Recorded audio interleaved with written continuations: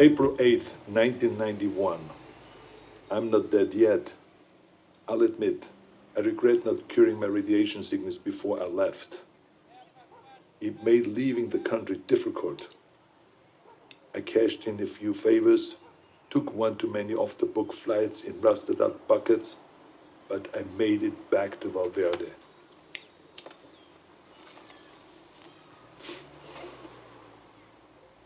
The area was on lockdown, sealed by American intelligence for study. The complex centered on a crater from the alien self-destruction.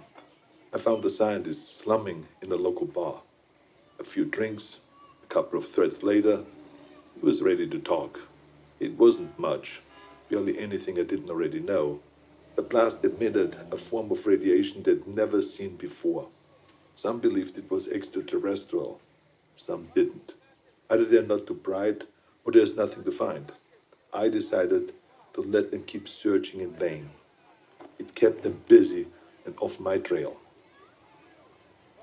I've been touring villages and small towns using the cover of an author writing about South American folklore.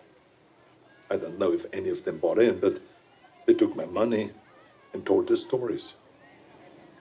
The closer they were to the jungle, the more stories of devils in the trees. Some were bullshit, made up on the spot, but some carried consistencies that I couldn't ignore.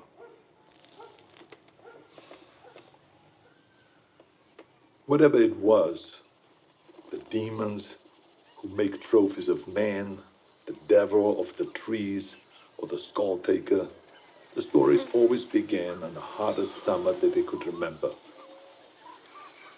In the summer of 1987, Valverde barely broke its all-time high in temperatures. They love the heat. It must remind them of home.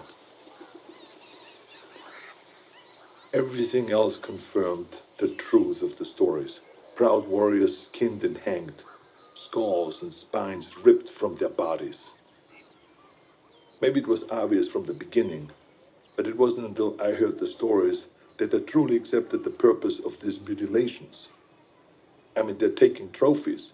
They travel impassable distances to hunt us, skin us, and mount us over some alien fireplace on another world. It would be disgusting if it weren't so familiar. Where do I go now? It's been on my mind all year. The takeaway from all this intel is that they've been doing this for decades, centuries maybe. They're coming back, and I need to be there when they do.